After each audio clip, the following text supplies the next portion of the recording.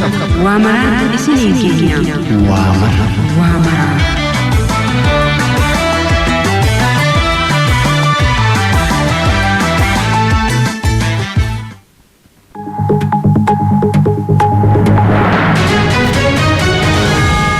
Jam guyyam heddumina tikani kabajamaa jiru jechuudha. Guyyaa kaleessarraa eegalee hanga sadaasaa 29tti jechuudha kabajamtoota dhaggeeffattoota keenya. Waamarri keenya oduu fi odeeffannoo garaagaraa qabatee sa'aatii tokkoof kan waliin turu eegalleetti kan jiru jechuudha. Dhimmoota akka heera mootummaa bara 1987 kan ragga'een dhimmoota nageenyaa wal qabatan akkasumas illee dhukkuba kaansarii harmaatii wal qabatee kan jiru fi akkasumas odeeffannoo yookiin immoo oduu biyya alaatiin balbalamuudhaan kan isin biraan geenyu ni qabna jechuudha. Amma oduu jalqabaatiin oduu gaggabaabootiin eegala. Waa maraarraa dursuudhaan gonfaa baay'isaa si waliin kan hin jiru jechuudha. Gama ogummaa teeknikaa to'achuutiin caalaa jaatam yaada keessan immoo keessummeessuudhaan immoo misgaanoo hordofaa haan waliin jira jechuudha. 01 takka 26 1275 akkasumas illee ergaa gabaabaa 7276 qubee faafaa dursuudhaan yaada keessan nu biraan ga'uu ni dandeessu jechuudha. Kabajamtoota dhaggeeffattoota keenya oduu gaggabaabootti yoon ce'u jiilli hoogganaa biiroo qonnaa Oromiyaa obbo Geetoo Gammachuun durfamu godina Jimmaa aanaa Saqqaa Coqorsaatti qamadii jallisii bonee facaase. Naannoo Oromiyaatti bara kana jallisii bonaan qamadii lafa heektaara miliyoona 2.6 misoomsuun callaa kumtaala miliyoona 105 argachuuf karoorfamee hojjetamaa jiraachuu obbo Geetoon ibsaniiru. Hanga ammaatti lafa heektaara miliyoona 2.10 qopheessuun heektaarri miliyoona 1.5 ol sanyii qamadiin uwwifamuu himaniiru. Godina Jimmaatti bara kana misooma qamadii bonaatiin lafa heektaara 400 ta'u misoomsuuf karoorfamee hojii hojjetamaa jiruun lafti heektaarri 400 fi 800 facaasuun danda'amu bulchaan godina Jimmaa obbo Tijaarii Naasir himuu ragaan biiroo qonnaa Oromiyaa irraa argame ni mul'isa.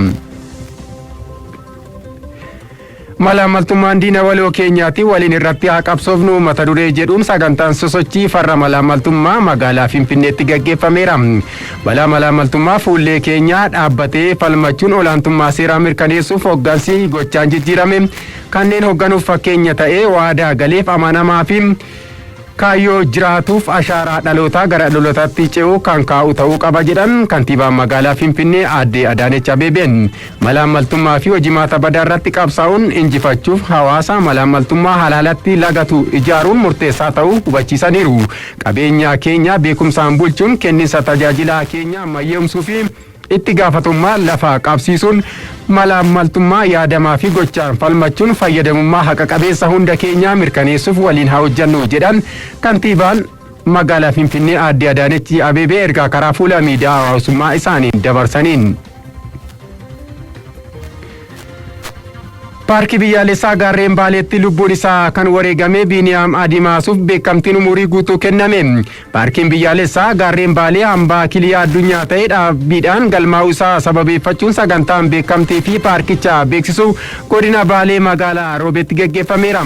Sagantaa beekamtii fi paarkicha daran beeksisuuf kaayyeeffate kanarratti qooda fudhattoonni fi namoonni dhuunfaa beekamtii argataniiru. Haaluma kanaan Biiniyaam Adimaasuuf beekamtiin addaa kan kenname yoo ta'u innis balaa abiddaa paarkichaa mudateen bineensota paarkichaa keessa jiraatan baraaruuf jecha bitootessa 1 bara 2007 lubbuun isaa wareegameera.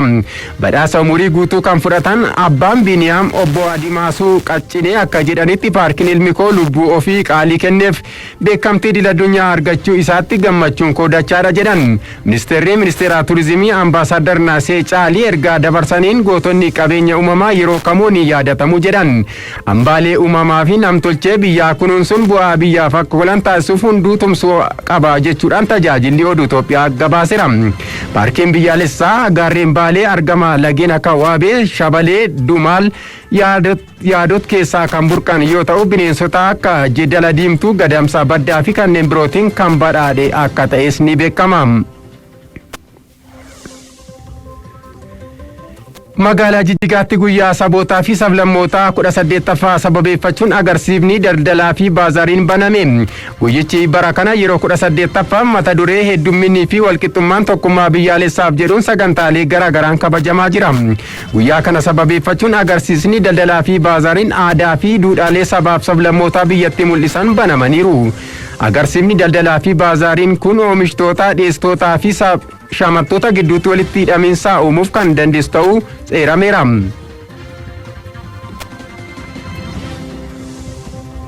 Godina Arsiitti fooramiin investimentii mootummaa fi abbootii qabeenyaa gaggeeffame. Hoogganaan biiroo investimentii fi indastirii Oromiyaa obbo Ahimad Idris, bulchaan godina Arsii obbo Ibrahim Kadir dabalatee hooggantoonni sadarkaa garaagaraa abbootiin gadaa, qonnaan bultoonni, abbootiin qabeenyaa fi qooda fudhattoonni fooramicha irratti hirmaataniiru.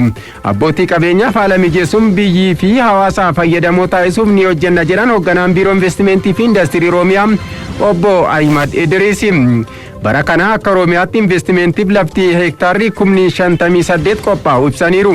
Abbootii qabeenyaa haaraa 30 simachuuf hojjetamaa jiraachuus kaasaniiru. Qonnaan bultoota 21,500 waldaalee intarpiraayizii maayikiroo xixiqqaa 300 fi abbootii qabeenyaa 500 gara hojii investimentiitti galchuuf hojjetamaa jiraachuu kaasaniiru. Godina Arsiitti waggoottan 3 darban qonnaan bultoonni 279 gara abbootii qabeenyaatti guddachuu fi bara kana ammoo qonnaan bultoota 1,400 guddisuuf karoorfamee hojjetamaa jira jedhan bulchaan godinichaa obbo Ibrahim Kadir. Ministeerri maallaqaa piroojeektii deebisanii ijaaruun ambulaansiiwwan 35 fi doqdoqqeewwan 120 naannolee sababa walitti bu'iinsaan miidhamaniif gumaache. Ministeerichi piroojeektii deebisanii ijaaruuf baankii addunyaan waliin mallatteesseen ambulaansiiwwanii fi doqdoqqeewwan kanneen naannoo Oromiyaa, naannoo Amaaraa, Affaarii fi Beenishaangul Gumuziif kenneera. Piroojeektii deebisanii ijaaruu kanaan damee barnootaanis teessoowwan barnootaa 56 fi 577 raabsamuu ragaan ministeera maallaqaa irraa argame ni mul'isa.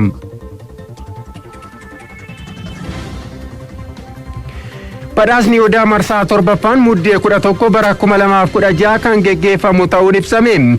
Badhaasa Odaa marsaa 7ffaa geggeeffamu ilaalchisee dhaabbanni Bashaatu Tola Maariyaam miidiyaaleef ibsaa kenneera. Kaayyoon badhaasa Odaa hojiiwwan aartii biyya keessaa jajjabeessuu fi hojiileen aartii hojjetaman carraa walqixaa akka argataniif kan gargaaru ta'uu aadde Bashaatu Tola Maariyaam himaniiru. Badhaasni Odaa marsaa 7ffaan muddee 11 bara 2016 hoteela Iskaayilaatitti kan geggeeffamu ta'us ibsameera. Sagantichaan namoota gama aartiin hojii gaarii hojjechuun dorgomaa ta'an wal dorgomsiisuun hojii aartii akaakuu 60 kan badhaasu ta'uunis ibsameera. Hojiileen badhaasaaf dhiyaatan kan waggaa tokko keessatti hojjetaman irratti xiyyeeffachuun kan raawwatamu ta'uu qindeessaan badhaasa Odaa obbo Bosonaa Dheersaan himaniiru. Badhaasni bara kana biyyoota Baha Afrikaa kan hirmaachisu ta'us obbo Bosonaan himaniiru. Bulchiinsi magaalaa Shaggar daldalaa seeraan alaa fi kontirbaandii irratti tarkaanfii fudhachaa akka jiru ibse. Bulchiinsi magaalaa Shaggar daldalaa seeraan alaa fi kontirbaandii irratti tarkaanfii cimaa fudhachuu akka jiru itti aanaan kantiibaa obbo Guyyoo Galgaloo ibsani. Daldalli seeraan alaa fi kontirbaandiin sochii dinagdee waliigalaa biyyattii irratti dhiibbawwan garaagaraa geessaa jira jedhani. Ministeerri daldalaa fi walitti hidhamiinsaa qaxanaa baatii 3 darban kanatti hojii to'annoo fi hordoffii dhaabbilee daldalaa 402 irratti taasifameen dhaabbilee daldalaa seeraan alaa hojjetan 37 irratti tarkaanfii bulchiinsaa fudhachuu ibsuun isaanii beekama. Damee eeyyamaa fi kaayyoo kennameefiin ala hojjechaa kan turan eeyyama daldalaa hin haaromfamneen hojjechaa kan turan teessoo hojii galmeessan irratti kanneen hin argamne akkasumas teessoo damee kan hin galmeessifne akka ta'es himameera. Haaluma wal fakkaatuun koomishiniin gumruukaa ibsaa torbee darbee baaseen meeshaaleen kontirbaandii maallaqa hedduutti tilmaman biyyaa yommuu baafamanii fi biyyaa galfaman qabamaa akka jiran ibseera. Koomishichi hordoffii onkoloolessa 29 hanga sadaasa 5 bara 2016tti taasiseen meeshaalee kontirbaandii biyyaa baafamanii fi biyyaa galfaman kan birrii miliyoona 284 tilmaamamu waajjiraalee dameelee adda addaatti qabuusaa fuula marsariitii irratti ibsuun isaanii yaadatama. Daldala seeraan alaa fi kontirbaandii to'achuun magaalota gurguddoo biyyattii keessaa dhiyeenyaa kan hundeeffame bulchiinsi magaalaa Shaggar muuxannoo qabaachuunis himameera. Itti aanaan kantiibaa bulchiinsa magaalaa Shaggar obbo Guyyoo Galgaloo turtii tajaajila oduu Itoophiyaa waliin taasisaniin bulchiinsi magaalichaa daldala seeraan alaa fi kontirbaandii irratti hojjechaa akka jiru ibsani. Waggaa tokko keessatti to'annoo fi hordoffii taasisaniin to'annoo fi hordoffii daldala seeraan alaa fi kontirbaandii irratti birrii miliyoonni 58 mootummaaf galii ta'uus ibsameera.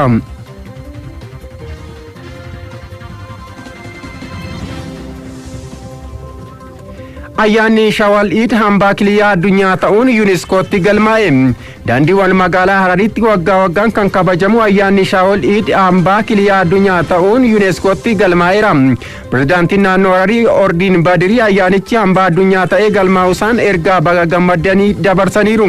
Ayyaanni Shawal Eid dhaabbata barnoota saayinsii fi aadaa yuuniskootti irratti galmaa'uu hordofee magaalaan Hararii hambaalee lama galmeessuun Itoophiyaarraa magaalaa jalqabaa taatetti. Bara 2016tti teessuma uumamaa Geedoo fi paarkii biyyaalessaa gaarreen Baalee kan galmeessite Itoophiyaan Shawal Eid dabaluun Afrikaarraa biyya hambaalee hedduu galmeessitee jalqabaa taatee itti fufteetti. Mootummaan naannoo Hararii hambaa addunyaa kana sirnaan kunuunsi akka tures himuun ayyaanichi akka galmaa'uuf qaamolee tumsan mara galateeffachuu kominikeeshinii naannoo Harariirraa odeeffanne. Kabajamtoota dhaggeeffattoota keenya oduu gaggabaaboo sa'aatii kanaaf qabannee isin biraan geenye kana fakkaatu turanii amma immoo gara oduu bal'inaan qindeeffannetti isin ceesisna. Biiroo Fayyaa Oromiyaatti hospitaalli jalqabaa Diimaa tajaajila saffisaa kennaa jiraachuu himame. Manni maree magaalaa Shaggar tajaajila hospitaalichi kennaa jiru daran cimsuuf cimee akka itti fufu uffata halkanii deeggarsaan kenneera. Lijaalam Abarraa dhimmasaa kana akka taanutti nu biraan ga'a. Biiroo Fayyaa Oromiyaatti hospitaalli jalqabaa Diimaa hundaa'ee waggaa tokko osoo hin guutin tajaajila saffisaa uummataaf kennaa jiraachuun isaa himameera. Manni maree magaalaa Shaggar tajaajila hospitaalichi kennaa jiru daran cimee akka itti fufu taasisuuf uffata halkanii fi ansoolaa deeggarsaan kenne. Deeggarsi nuuf taasifame cimnee akka hojjennu nu onnachiisa kan jedhani hojii gaggeessaan hospitaalichaa obbo Tashoome Soorii baay'inni tajaajilamaa fi dhiyeessiin meeshaalee yaalaa fi ogeessaa waan wal hin simneef tajaajila kenninu irratti dhiibbaa geessaa waan jiruuf deeggarsi taasifamuuf cimee akka itti gaafataniiru. Guyyaatti yoo xiqqaate namoota 800 jechuudha hospitaalli kun tajaajila kennaa kan jiru. Namoonni 800 ni kaasu kun warra deddeebi'anii yaalamanidha. Kana keessaati immoo meeshaalee yaalaa olaanoo kan ta'an keessumaa kan akka anasteeziyaa maashinii, OR laayitii, OR teebiliin kun rakkoodha. Gatiin isaatis mi'aadha. Hospitaalarraa binneellee sadarkaa hospitaalatti deebisuudhaaf gatiin isaatillee qaalii waan ta'eef deeggarsa ammallee karaa biiroo fayyaa, karaa waajjira fayyaa bulchiinsa magaalaa Shaggar akkasumas karaa waajjira kantiibaa bulchiinsa magaalaa Shaggar deeggarsa addaa akka barbaannu asumaan ergaa koo dabarsuun barbaadaani. Itti gaafatamaan waajjira fayyaa magaalaa Shaggar obbo Abarraa Booturee fi walitti qabaan boordii hospitaalichaa fi bulchaan kutaa magaalaa Sabbataa obbo Marii Damiruu tajaajila hospitaalichi kennu ol guddisuuf baajata mootummaa fi abbootii qabeenyaa hirmaachisuun rakkoolee jiran furuuf hojjechaa jiraachuu isaanii himan. Hospitaalli kun akkuma jedhame yeroo dhiyoodha kan jalqabe hundi keessanuu beektan. Hospitaala waggaan guunne jechuudha.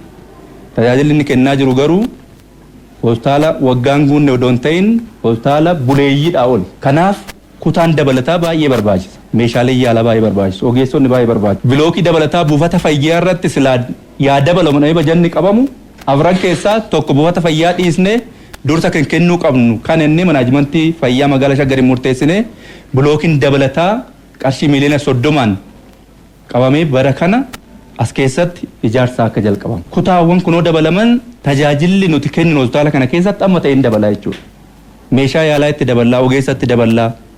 Kanaaf tajaajilli inni kennu cinqii ammaa kanarraa ba'a jechuudha. Hanqinoota as keessatti jiran dhiyeessii qorichaatiin wal qabatee koominiitii faarmaasiidhaan yookaan immoo mana qorichaa hawaasaatiin wal qabatee xumurrii kan dura jiru akkuma jirutti ta'e ammas haaraa xumuramee hawaasni keenya tajaajila dhiyeenyatti akka argatu.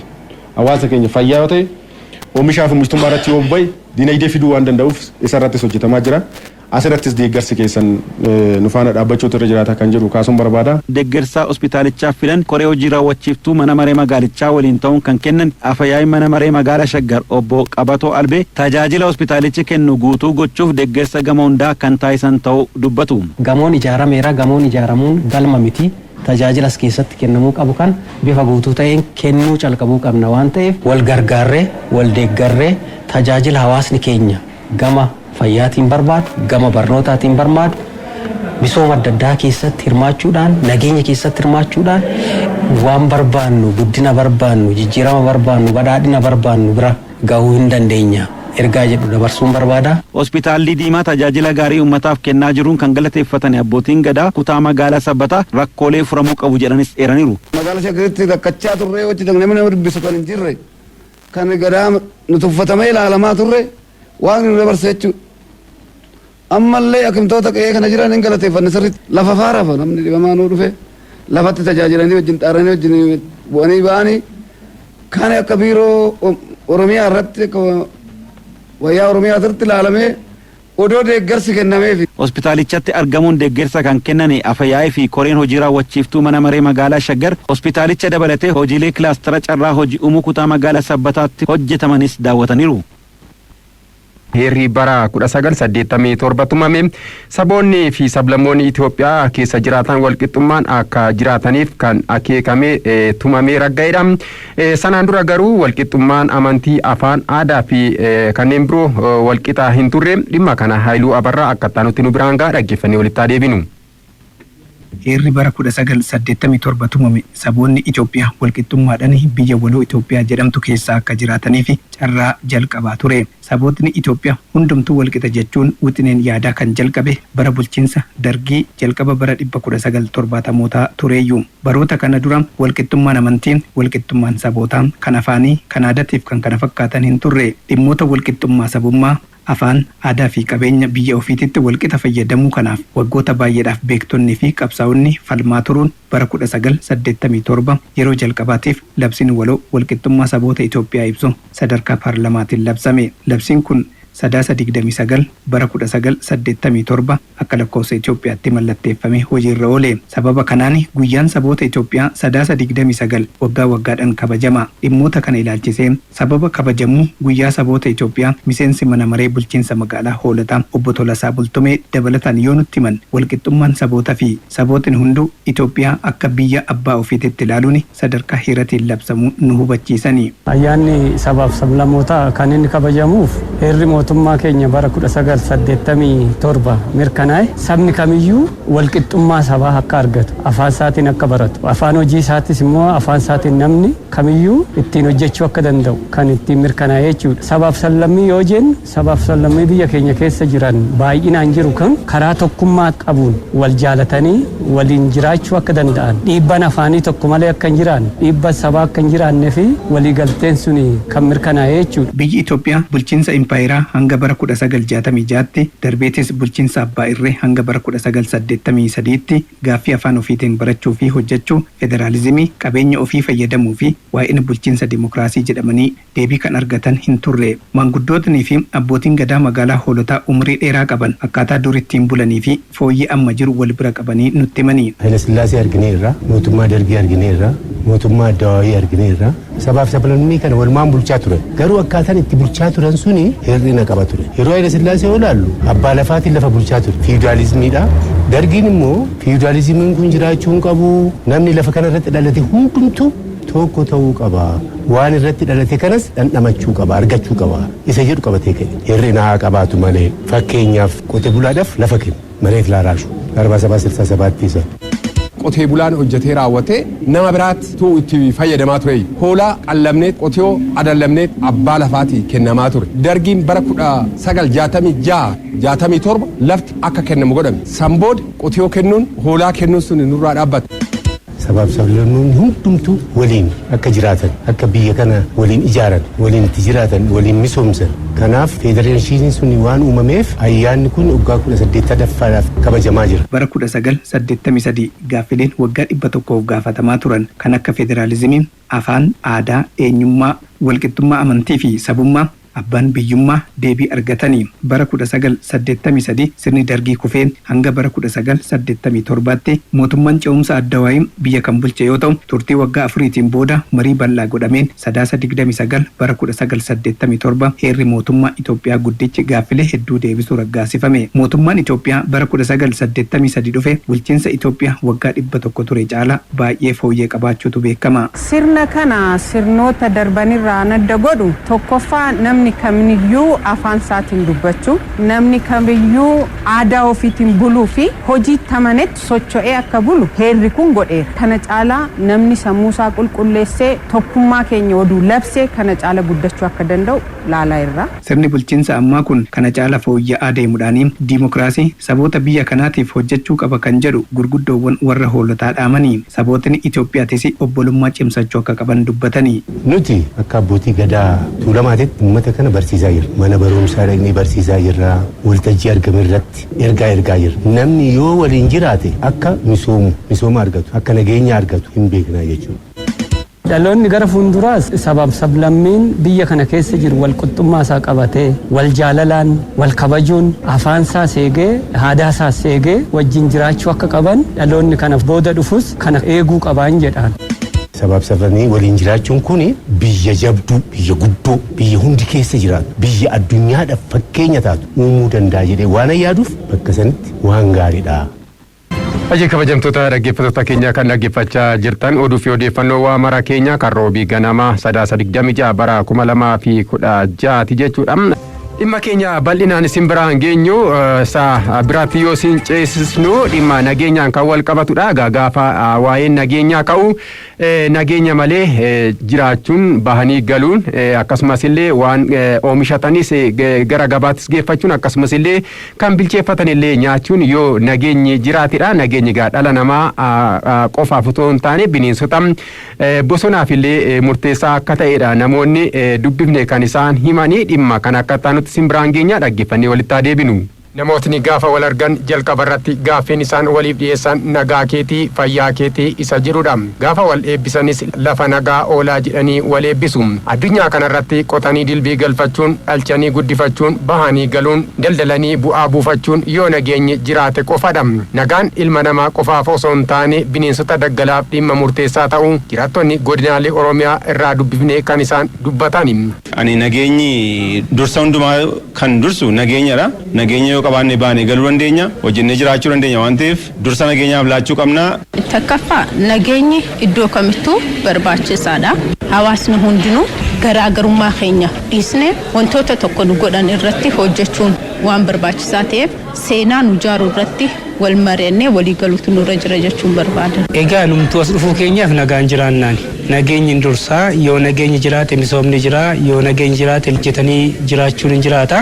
Uummatni Oromoo safuu fi duudhaa sirna gadaa waan qabuuf wal dhabdee fi garaagartee jiru marii fi araaraan furachuu akka qabu jiraattonni dubbifne kan isaan himani. Duruma aadaan akka biyyaattis qabnu akka sabaattis qabnu marii fi marabbaadhaan rakkoo biyyaa furuudha. Kanaaf dimokiraasiin alatti barbaannu hin jiru. Fakkeenya kan addunyaadhaaf ta'u akkaataa sirna gadaatiin garaagarummaa qabnu mari'annee marabbaadhaan waltaanee biyya kana ceesisuu barbaachisa. Sirna aadaa Oromoo keessatti Oromoon gadaadha qaba. Gadaa keessaa tokko immoo araaradha. Gadaan tokkummaadha kan lallabu, gadaan araaraadha kan lallabu. Hundumtuu lafa jirutti nagaa akka lallabu, hundumtuu lafa jirutti tokkummaa akka lallabu, hundumtuu lafa jirutti walitti dhufeenya akka lallabu, ollaan ollaasaa waliin, gandi gandasaa wajjin, maatiin maatiisaa wajjin biyya wajjin nagummaadhaan akka lallabu nagaadhaan akka jiraatudha kanan dhaamsa dabarsuu barbaadu jechuudha. Ittoon abbaan tokko qofti qusateef dhuma hin ooltu akkuma jedhamu dhimmi nagaa qaama hunda kan ilaallatu waan ta'eef kutaan hawaasaa hundi nageenyi akka bu'uuf tumsa walirraa hin cinne taasisuu qaba.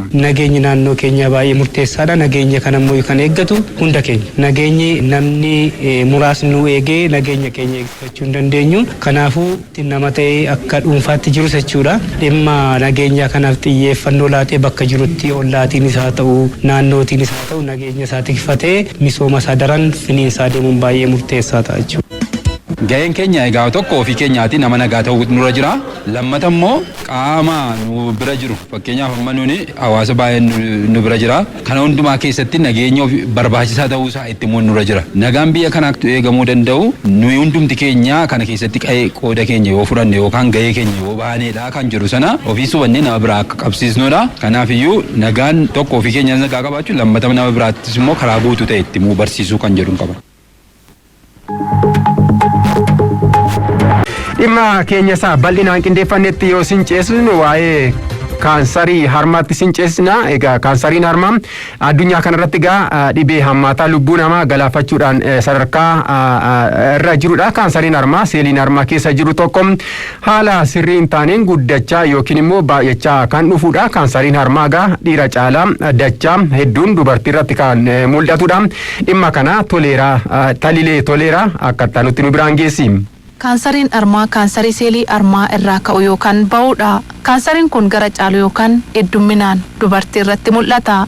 Haa ta'u malee dhiira irrattis darbee mul'achuu danda'a. Kaansariin harmaa kun seelii irraa ka'uu fi iddoo harma keessatti biqilu irraa ka'uun gosa garaagaraa yookaan maqaa garaagaraas ni qaba. Kaansariin harmaa seeliin harma keessa jiru tokko guddachaa yookaan baay'achaa dhufuudha. Seeliin kun ammoo seelii isa fayyaa irraa saffisaan baay'achuun kuufama yookaan dhiitaa kursuu jabaatu uumu. Seeliin kaansarii kun gara xannacha liimfii naannoo armaatti argamanii fi gara qaama biraattis faca'uu yookaan tamsa'uu danda'u. Kaansariin armaa yeroo hedduu seelii aannan arma oomishan irraa ka'a. Seelota biroo arma keessa jiran irraas ka'uu mala. Carraan namni tokko kaansarii armaatiin hubamu haala hormoonii jiruu fi jireenya isaa uumama yookaan jeeneetiksii fi naannoo isaatirraa ta'uu mala. Haa ta'u malee namoonni tokko wantoota carraa kaansarii kana horachuu dabalan otoo hin qabaatin kaansarichaan hubamuu ni danda'u. Akkasumas namoonni harka 5 hanga 10 ta'an sababa geeddaramuu yookaan jijjiiramuu qaccee sanyii maatiin darbuun carraa kaansarii kanaan qabamuu ni qabaatu jedhu ispeeshaalistiin baqaqsanii yaaluu waliigalaa fi hojii gaggeessaan olaanaa hospitaala waliigalaa Bishooftuu Dr. Taaddasaa Gonfaa. Kaansariin harmaa breast cancer kan jennuuni kaansarii yookaan immoo seeliin wal hormaata fayyaa ta'een alatti bal'isee yoo wal kaanser seeliin sun qaama keenya harma keenya keessatti yoo wal hore kan uumamu jechaadha. Kan uumamu biyya keenya keessatti most common kaanser ta'ee isa olaanaadha. Du'aatii haadholii baay'eef dhiirota illee baay'ee yoo hin beekamne riiskiin isaa xiqqaa ta'us hin jira. Haadholii baay'eef garuu sababa lubbuutti dhaban keessatti immoo haadholii dubartoota dargaggeeyyii umuriin isaanii waggaa 30 amma 40 jidduu jiran irratti bal'inaan kan mul'atudha. Akka biyyaattis immoo kaanser reejistiriin keenya kan agarsiisu naashinaal kaanser reejistiriin keenya kan agarsiisu most common isa olaanaa kan ta'edha jechuudha. Ministeerri fayyaas biiroo fayyaas xiyyeeffannootti kennee barumsa fayyaas kan barsiisaa jiru kaanser iskiriining day jedhanii haadholiillee iskiriinii kan godhan dhiyeenya kana xiyyeeffannaa kan argate gosoota kaansarii keessaa isa tokko jechuudha. Kaansariin sombaa hin jira, kaansariin marrimaan jira, kaansariin piroosteetii jira, kaansariin adda addaa qaamota keenya irratti mul'atan jira. Isaan keessaa kaansariin harmaa isa tokko jechuudha. Yeroo baay'ee haadholii irratti, kana jechuun immoo dhiira irratti mul'atu miti, dhiira irrattis mul'ata jechuudha. Dhiira irrattis mul'ata. Kana fakkaata wanti jiru jechaadha. Wantoonni carraa kaansarii armaatiin qabamuuf nama saaxilan hedduudha. Kaansariin armaa dhiira caala dachaa hedduu dubara irratti mul'ata. Kanaaf dubara ta'uun dhiira caala carraa kaansarii kanaan qabamuu dabala. Kana malees adaduma umuriin dabalaa deemuun carraan kaansarii armaa horachuus ni dabala. Dabalataanis yeroo umurii xiqqeenyaa yookaan daa'imummaa qomni yookaan cheestiin carariif saaxilamuun carraa kaansarii armaatiin qabamuu namaa ni dabala. Furdina yookaan ulfaatina garmalee guddaa ta'e qabaachuu, xurii laguu umurii waggaa 12 gaditti arguu jalqabuun namoota kaan caala carraa kaansarii armaatiin umurii waggaa 30 booda daa'ima jalqabaa argachuun namoota sana dura argatan caala carraa kaansarii armaatiin qabamuu ni qabu. Isaan ulfaanii hin beekne kan ulfaanii beekan caala kaansarii armaatiif saaxilamuu danda'u. Itti dabaluunis alkoolii baay'isanii dhuguun carraa kaansarii armaatiin qabamuu namaa ni dabale jedhu Dr. Taaddasaa Gonfaan. Sababoonni adda addaa kaansarii kana fiduu danda'u. Walumaa galatti kaansariin nama ta'anii dhalachuun mataa isaatiif kaansariif saaxila nama baasa. Kana jennee wanni jennu garuu ispikuleet gochuu dandeenya. Sababoonni kun kaansariif jennuu danda'u kan jennu tokkoffaa yoo rakkoo wal fakkaatan maatii keessa jiraate faamilii histirii kan jennu jechuudha. Keessattuu immoo first life faamilii kan jennu haadha abbaa isaan kana keessa yoo jiraate haadha irratti kaansariin yoo mul'ate carraan daa'ima irratti mul'achuu dubartii irratti mul'achuu dabalaa deema waan ta'eef faamilii histirii yoo jiraate. Lammaffaa gene mutation rakkoon jiinii seelii genetic makeup wajjin wal qabatee gene mutation an jennu inni jiraate. Rees jechuun sanyiin tokko kaansariidhaaf easily exposed ta'a jedhama. Kun qaama qorannoo bal'aa gaafata. In dabalaan garuu gadi fageenyaan qorachuu waan gaafatudha. Garuu akka wantoota akka risk faaktoriitti fudhanna jechuudha.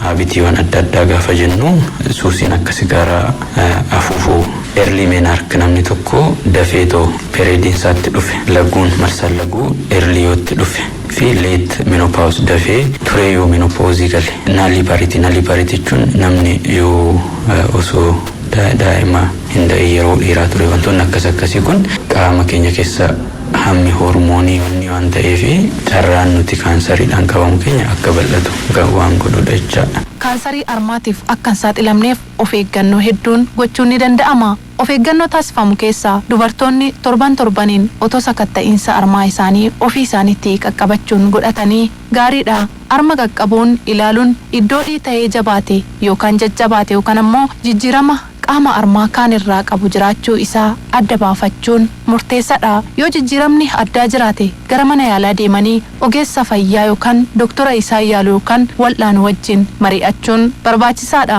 Alkoolii baay'isanii dhuguu dhiisuu, sochii qaamaa gochuu yoo xiqqaate torbanitti guyyoota 5 daqiiqaa 30 sochii qaamaa yookaan ispoortii akka fiigichaa, bishaan daakuu, deemsa ariifannaa hojjechuun kaansarii armaatiif akka hin saaxilamneef nama gargaara. Nyaata gosa garaagaraa nyaachuu, yeroo hedduu fuduraa fi kuduraa nyaachuu, foon, cooma, killee fi dhadhaa baay'isuu dhiisuun kaansarii armaatiif akka hin saaxilamneef nama gargaara.